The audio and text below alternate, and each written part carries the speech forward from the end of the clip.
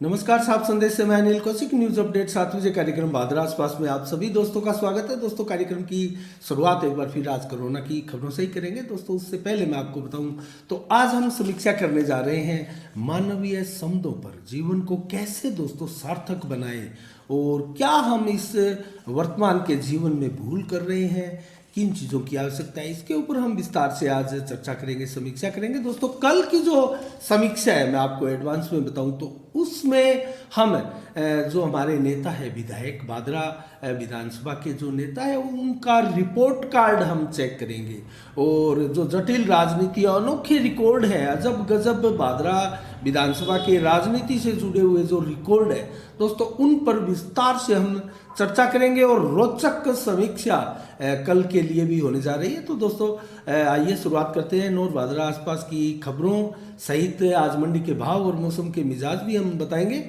शुरुआत करते हैं कोरोना की आज की न्यूज से। तो दोस्तों, आज कोरोना में 2,35,532 का आंकड़ा आया है। कोरोना केसेस का 871 लोगों की मौतें हुई है। दोस्तों, मौतों का जो मामला है वो कुछ बढ़ता हुआ दिखाई दे रहा है, लेकिन केसेस लगातार घट रहे हैं। कल दोस्तों 2,51,000 जा रहे थे, आज 2,35,000 जा रहे हैं। और लगातार जो अब मैं आपको बताऊं तो ठीक होने वालों की तादाद जो देश में है वो एकाएक तेजी से बढ़ी है। दोस्तों, आज कहीं ना कहीं 1 लाख से कहीं अधिक ज्यादा जो केसेज आए हैं, उनसे कहीं 1 लाख से अधिक ज्यादा ठीक होकर घर गए हैं। 3,35,939 लोग आज रिकवर हुए, ठीक हुए हैं, जबकि 2,35,000 केसेज नए आए हैं। तो कुल मिला के वो स्टेट भी घटने लगे हैं, राज्य भी घटने लगे हैं जिनकी तादाद 10,000 से कहीं अधिक रोजाना कोरोना केसेज आने की थी। दोस्तों, सिर्फ केरल 54,537, कर्नाटक 31,198 और महाराष्ट्र 24,948, तमिलनाडु 26,533, गुजरात 12,131 और आंध्र प्रदेश 12,561। ये मात्र 6 राज्य हैं जिनमें 10,000 से कहीं अधिक मामले हैं और बाकी सभी राज्यों में 10,000 से कम मामले हो चले हैं। और दोस्तों, राजस्थान में भी 8,125 मामले आज आए हैं, जबकि ये आंकड़ा जो है 16,000 से कहीं अधिक पहुंच गया था। और वो दोस्तों लगता है पीक ही था, जो 3,94,000 के करीब भारत में केसेज आए थे इस तीसरी लहर में। और अब 2,35,000, लगभग 2.5 लाख 2 लाख के करीब केसेज चल रहे हैं। और ये अगर 2-3 दिनों में आने वालों में दोस्तों 2 लाख से भी कम अगर ये मामले केसेज रोजाना होते हैं तो आप इससे सहज रूप से अंदाजा लगा सकते हैं कि हम कोरोना की पीक से निकल चुके हैं। और लगभग दोस्तों आज 17 लाख टेस्टिंग देश में हुई है। टेस्टिंग भी कम नहीं हो रही है और अब तक 72 करोड़ टेस्टिंग देश में हो चुकी है। और अब तक वैक्सीनेशन का जिक्र करें तो 1,35,04,87,260 लोग वैक्सीन की डोज, सुपर डोज लगा चुके हैं। तो जिले में अगर हनुमानगढ़ जिले की बात करें तो दोस्तों जिले में लगभग 4,000 से कहीं अधिक रोगी कोरोना के अब तक 1 महीने में पाए जा चुके हैं। ये जनवरी महीने में 27 दिसंबर को लगभग ये लहर प्रारंभ हुई थी और तब से लेकर अब तक 4,000 से अधिक रोगी हमें पाए हैं। लेकिन दोस्तों 1,550 से कहीं अधिक रिकवर होकर भी घर जा चुके हैं। तो कुल मिला के स्थिति हनुमानगढ़ जिले में भी ज़्यादा पेचीदा नहीं है, लेकिन हनुमानगढ़ जिले में, राजस्थान में विशेषकर हमें कोरोना की गाइडलाइन का पालन करना और सतर्कता बरतना अति आवश्यक है दोस्तों। और संभवतः नई गाइडलाइन भी दोस्तों अब 1 फरवरी से आपके सामने होगी, जिसमें वीकेंड कर्फ्यू में राहत है और स्कूल कॉलेजों में भी राहत है। दोस्तों 10वीं 12वीं के स्कूल भी अब खुलने जा रहे हैं, तो ये बहुत अच्छी बात है और स्कूल खुलने चाहिए दोस्तों, क्योंकि स्कूलों में भी सोशल डिस्टेंस या मास्क लगाकर हम जा सकते हैं। जिस प्रकार से अगर स्कूल नहीं खोल रहे हैं तो बाजारों में हम भीड़ देख रहे हैं दोस्तों, बाजारों में वो भीड़ और राजनीतिक नेताओं की मीटिंगों में भीड़। तो स्कूल खोलकर ना खोलकर बंद रखकर हम बच्चों का भविष्य खराब कर रहे हैं, उनके भविष्य के साथ खिलवाड़ ही कर रहे हैं। तो आने वाली जो अभी जो गाइडलाइन नहीं आई है दोस्तों, उनमें संभवतः इन सभी चीज़ों में रियायत जल्द ही राजस्थान वासियों को मिल सकती है। वीकेंड लॉकडाउन से भी पीछा छूट सकता है। कल भी दोस्तों 251 रोगी हनुमानगढ़ जिले में आए हैं नए और रोगी लगातार आ रहे हैं, लेकिन ठीक होने वालों की तादाद, जो रिकवरी रेट है बहुत तेजी से देश में बढ़ा है और यही एक विशेषज्ञों का मानना है कि निशानी है, संकेत है कि कोरोना का पीक गुजर चुका है। अब कोरोना की लहर जो है वो दम तोड़ती जा रही है। तो आज के कोरोना के लगभग कार्यक्रम में दोस्तों इतना ही। अब हम शुरुआत करते हैं। आज 29 तारीख को क्या खास दिवस है। 1950 से दोस्तों आयोजित किया जा रहा है बीटिंग द रिट्रीट कार्यक्रम दोस्तों, जो कि 26 जनवरी गणतंत्र दिवस के बाद में जो गणतंत्र दिवस समारोह है दोस्तों अभी भी चल रहा है और इसी को लेकर ये कार्यक्रम भी 29 जनवरी को मनाया जाता है और 1950 से लगातार इसका आयोजन हो रहा है। मात्र 2 अवसर ऐसे आए जो ये कार्यक्रम नहीं हुआ और कोरोना काल ही था वो। इसके अलावा दोस्तों इस दिन क्या होता है, आज पीएम भी दोस्तों इसमें मुख्य अतिथि है, रक्षा मंत्री भी है और सेना के अधिकारी भी है। जो सेना के बैंड में दोस्तों जो धुनें होती है, आज 26 धुनों का प्रदर्शन इसमें किया जा रहा है और नई धुनें भी कुछ इस बार भी शामिल की गई है। इसके अलावा दोस्तों अन्य दिवस में 1997 में 1597 में माफ कीजिएगा, आज ही के दिन 29 जनवरी को महाराणा प्रताप का निधन हुआ था। उनकी पुण्यतिथि आज ही के दिन मनाई जाती है और धूमधाम से राजस्थान में तो विशेषकर दोस्तों महाराणा प्रताप की पुण्यतिथि आज धूमधाम से मनाई गई और सोशल मीडिया पर भी महाराणा प्रताप की पुण्यतिथि मनाए जाने की व्यापक रूप से कवरेज हमने देखी। 1780 को आज के दिन भारत का पहला अंग्रेजी अखबार दोस्तों बंगाल गजट के नाम से प्रकाशित हुआ था। उसका प्रकाशन आज ही के दिन से शुरू हुआ था विधिवत रूप से। इसके अलावा दोस्तों 1896 में स्वामी प्रणबानंद महाराज जो कि भारत सेवा आश्रम संघ के संस्थापक हैं, उनका आज ही के दिन 1896 में जन्म हुआ था, तो उनकी जयंती है।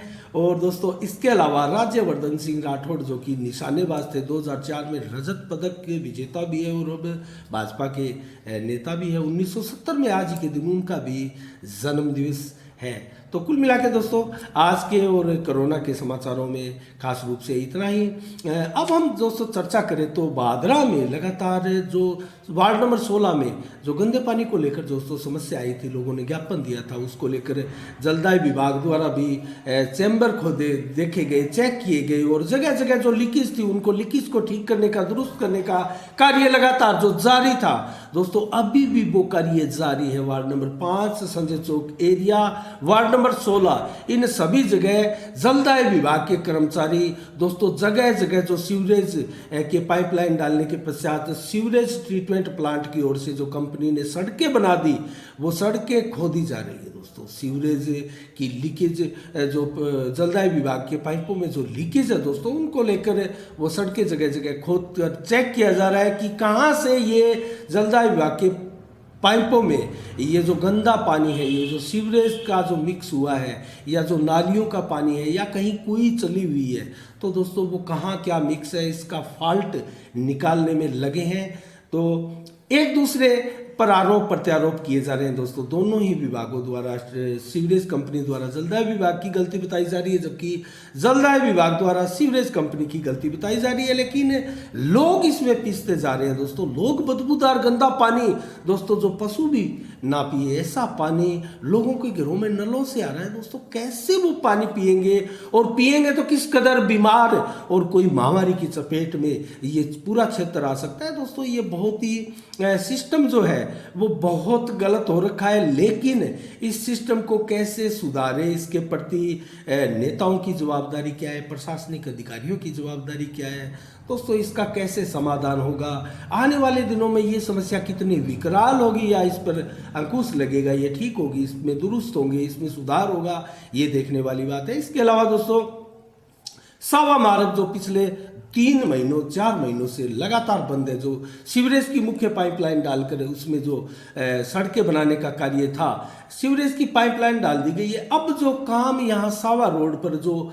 बीच में बाधित है, वो सिर्फ सिंधी मोहल्ले के पास जो सिंधी चौक बना है, वहाँ 2 पुलिया निर्माण होने थे। एक पुलिया का निर्माण हो चुका है, एक पुलिया अभी भी बाकी है। उसका 2 या 3-4 दिनों में उसका निर्माण लगभग कंप्लीट हो जाएगा। उसके बाद में विदिन 5 या 7 दिनों में ये पूरी की पूरी रोड सावा बस स्टैंड जो सावा फाटक है दोस्तों, उसके लिए खोल दी जाएगी और बहुत से जो साधन गलियों से गुजर रहे हैं वो फिर मेन रोड से अपने सुचारू रूप से स्थान पर जा सकेंगे। तो कुल मिला के दोस्तों ये भादरा में कार्य प्रगति पर है, चल रहा है। इसके अलावा दोस्तों अन्य खबरों की ओर रुख करें भादरा आसपास की खबरों का, तो सरदारगढ़िया में कल शुक्रवार को शुरू हुई थी दोस्तों श्रीमद् भागवत कथा कलश यात्रा के साथ प्रारंभ हुई। इस कथा में दोस्तों ग्रामीणों के साथ कुछ विशेष लोग हैं वो भी सहयोग कर रहे हैं। देशराज बिश्नोई और बिश्नोई समाज का इसमें विशेष रूप से योगदान है। अभिमन्यु बिश्नोई, राजाराम बिश्नोई, देवीलाल, बंसीलाल,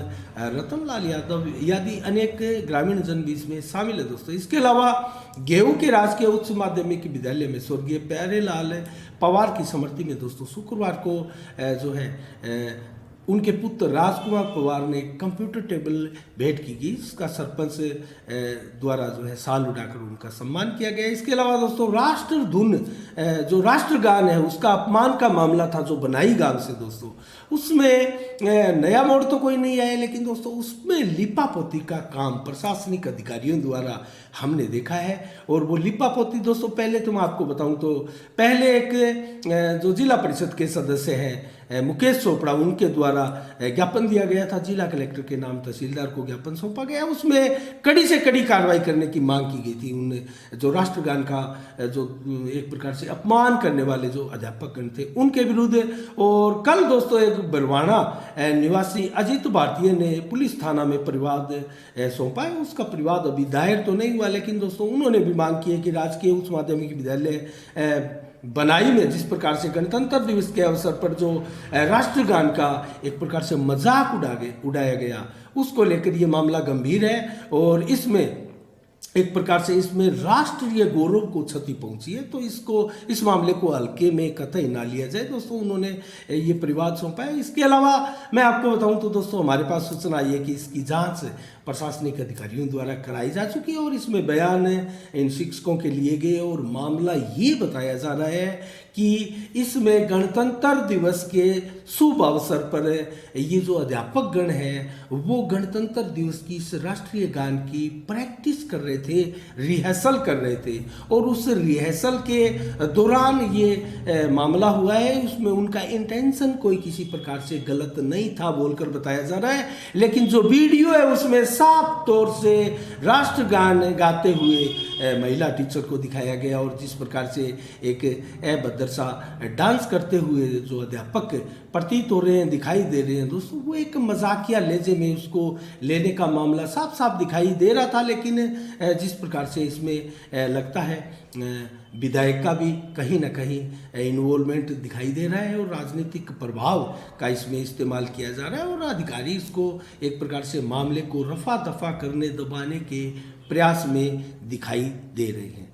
तो इसके अलावा दोस्तों 72 वर्षों से एक बात बताऊं मैं आपको, बहुत पुराना संगठन भारत का 72 वर्षों से जो IFWJ संगठन है, Indian federation of working journalist, ये जो बहुत पुराना संगठन है दोस्तों, 72 वर्षों से ये अपनी सेवाएं निरंतर राजस्थान नहीं पूरे भारत में दे रहा है। और दोस्तों ये अंतर्राष्ट्रीय स्तर का संगठन है, इसमें कई देशों में भी इसके पत्रकार हैं और मैं भी दोस्तों इसका मेंबर हूं और पत्रकारों के हितों की ओर लगातार ये संगठन कार्यरत है, कार्य कर रहा है। और राजस्थान में इसके जो अध्यक्ष है उपेंद्र सिंह राठौड़ लगातार पत्रकार हितों को लेकर दोस्तों आवाज बुलंद कर रहे हैं, लेकिन राजस्थान की अशोक गहलोत सरकार द्वारा एक प्रकार से इस संगठन पर कुठाराघात किया जा रहा है, प्रयास किए जा रहे हैं, इसको अनदेखा किया गया है। और दोस्तों इसको पूरे संगठन को और संगठन से जुड़े हुए पत्रकार दोस्तों, इसकी एक खासियत संगठन की ये है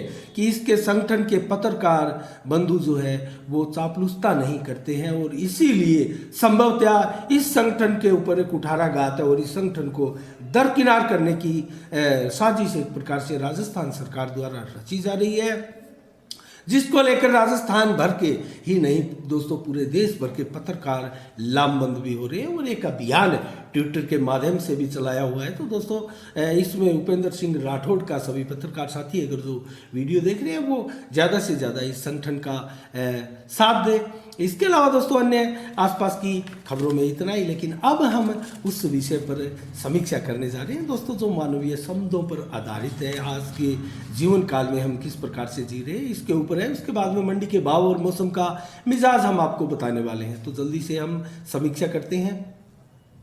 दोस्तों आज जिस विषय पर हम समीक्षा कर रहे हैं बहुत ही एक प्रकार से संवेदनशील विषय, और आप और हम सबको ये विषय दिल को छू लेने वाला विषय, और दोस्तों हम सबके आसपास नज़दीक और सबसे सारोकार रखने वाला विषय मानवीय संबंधों पर। जीवन को कैसे हम सार्थक बनाएं, हम क्या भूल करते जा रहे हैं, और वर्तमान परिवेश में दोस्तों पारिवारिक संबंधों को कैसे सजोकर रखें और कैसे इनको बेहतर बनाए, और इसी को लेकर आज दोस्तों विस्तार से हम चर्चा कर रहे हैं। सबसे पहले दोस्तों ये जानना जरूरी है कि हम किन संबंधों के रिश्तों में एक प्रकार से जुड़े हुए, उलझे हुए, घिरे हुए हैं, और दोस्तों ये सही है या गलत है कैसे पता करें, कैसे हमारे रिश्ते किस मोड़ पर जा रहे हैं और किन रास्तों पर जा रहे हैं, और उन रास्तों पर किस प्रकार की कठिनाइयां हैं। दोस्तों इनके सभी विषयों पर हम आज बात करना चाहते हैं, और क्या कहाँ हमसे भूल हुई है और कहाँ क्या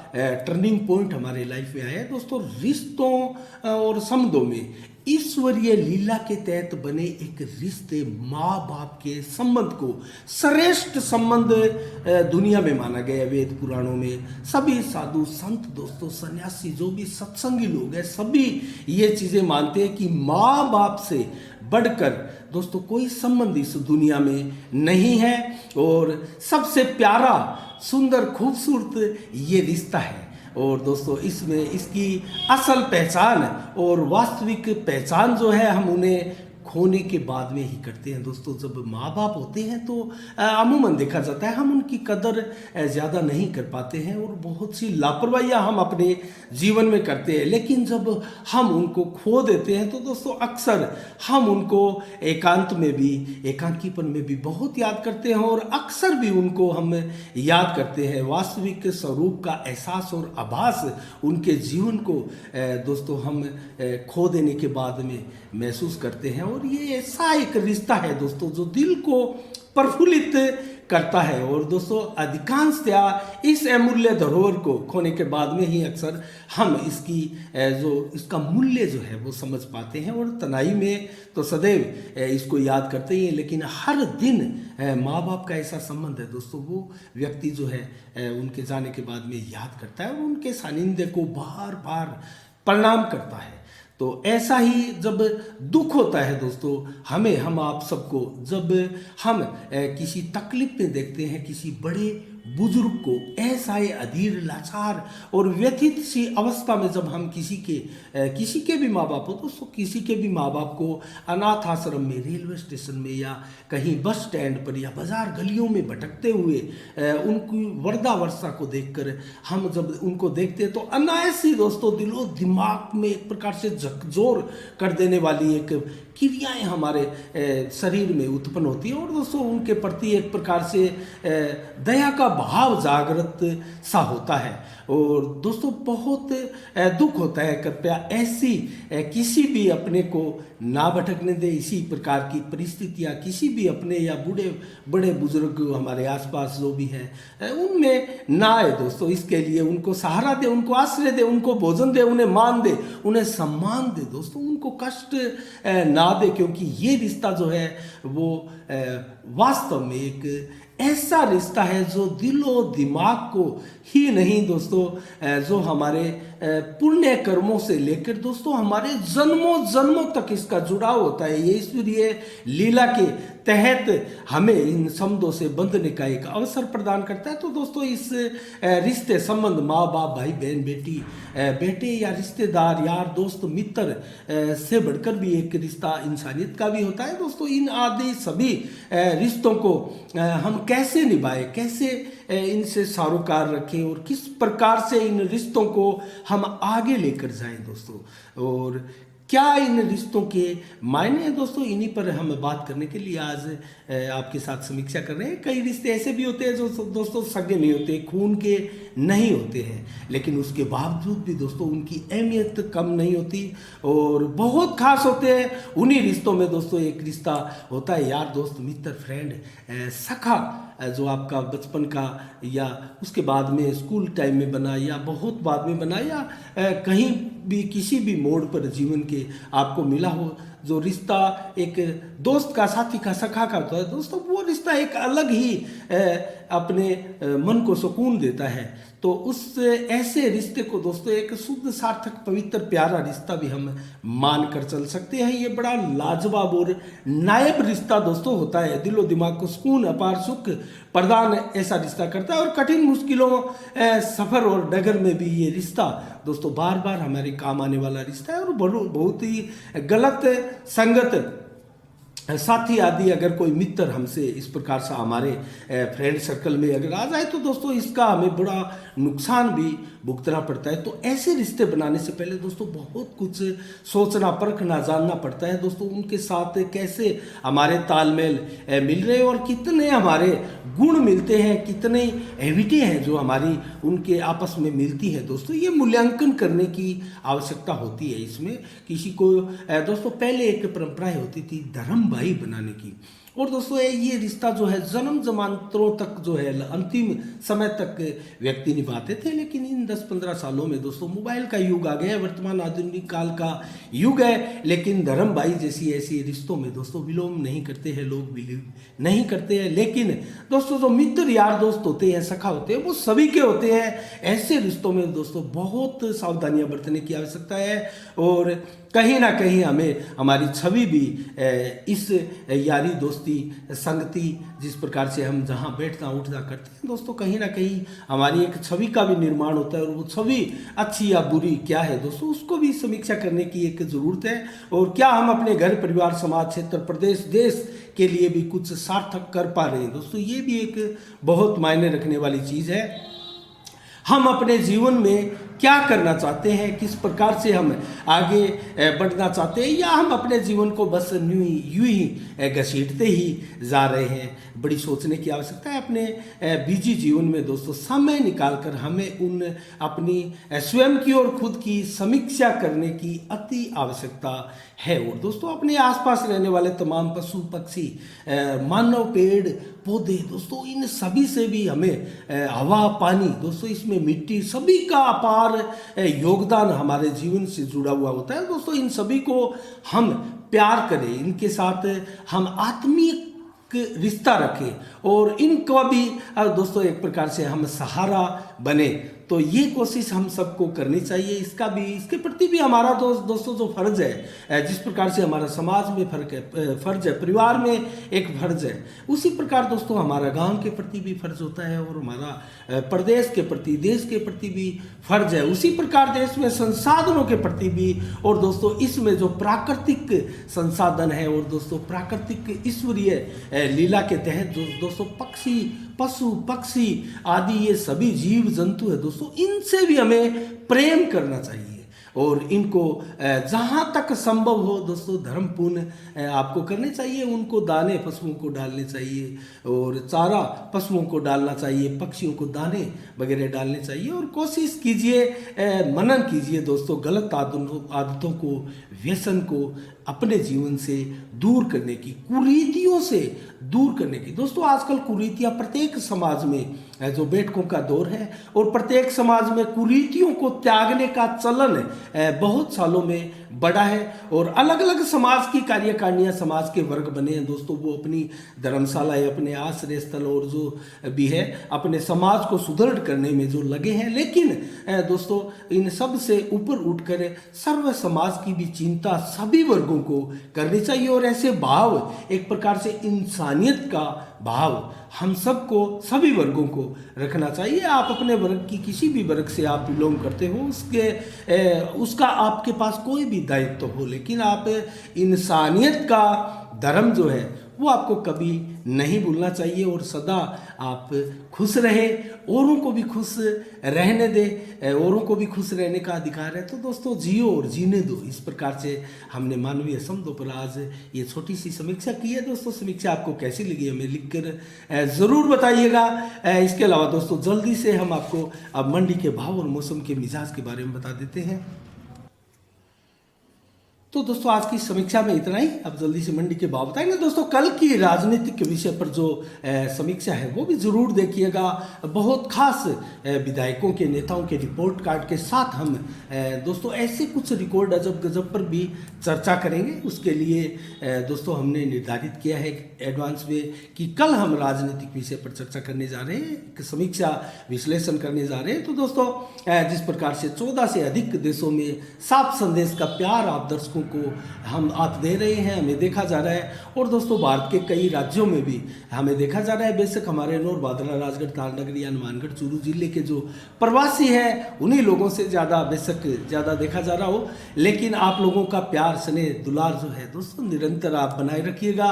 और हमें किस प्रकार से हम दोस्तों चल रहे हैं इस चैनल के माध्यम से, आपको समीक्षा और समाचारों के माध्यम से अगर कोई त्रुटियां हो, कोई ऐसी गलतियां हो दोस्तों, हमें ज़रूर आप कमेंट बॉक्स में कमेंट करके अवगत कराइएगा। और आपके बहुत से कमेंट हमें आते हैं, जितने कमेंट हमें व्हाट्सएप से आते हैं, मेरा निवेदन है कि आप साफ संदेश के चैनल पर ही वो सारे कमेंट अगर करें तो ज़्यादा बेटर रहेगा दोस्तों।